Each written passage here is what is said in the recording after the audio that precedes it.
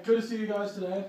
Today we're going to be looking at primary and secondary sources, and by the end of the lesson I want you guys all to be comfortable doing four things. So first, just being able to identify primary sources, what it is, like examples of it. Second, secondary sources, what it is, and then again, examples. Third thing, at a little bit of a higher level, is just going to be why is it important to know the difference between a primary and a secondary source. The fourth thing is going to be how do we use primary and secondary sources, and especially with the field of social studies. All right, so primary sources. Anybody just shout out what, like, an example? Diary. Diary. Okay, great.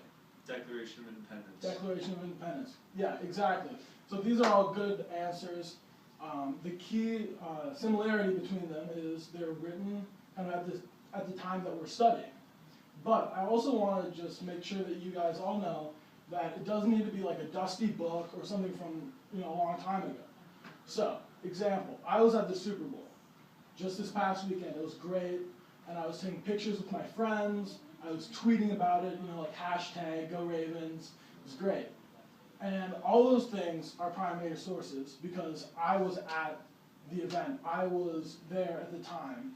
So maybe 20 years from now, even 100 years from now, people are going to be reading my tweets, they're great tweets, looking at my Facebook pictures, and those are all going to be able to be used as primary sources.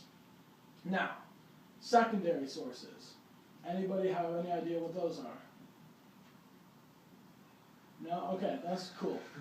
Secondary sources are things written after that analyze or interpret primary sources. Alright, so a textbook. That's a great example of a secondary source. Also, things like commentaries on like literature. That's a great example of a secondary source. Now, moving forward, like why is it important to know the difference between these two? Yeah? The validity of the source? Yes, great. So I think that it's pretty easy to see that if there's someone at the event, they're going to be a lot more trustworthy than someone who comes maybe 5 years or like 10 years later who wasn't there and is just writing based on maybe another person's account, or maybe they just make it up. Another really important thing is that there are different perspectives.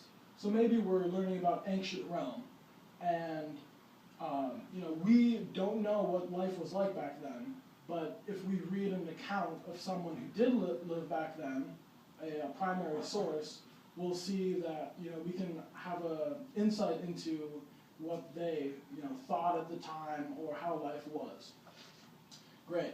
So next thing, how do we use them?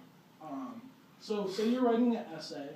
What do you think might be the most important thing if you're writing about, say, ancient Rome? Maybe just to get the facts. And the facts might come more easily from a secondary source where they know kind of what you as a scholar are looking for. Now, if you're looking for maybe a perspective of the time, like maybe what did ancient Romans think about slavery, or what did they think about religion? It'll be really interesting to actually read firsthand accounts of what they thought. My chant for my breakthrough application.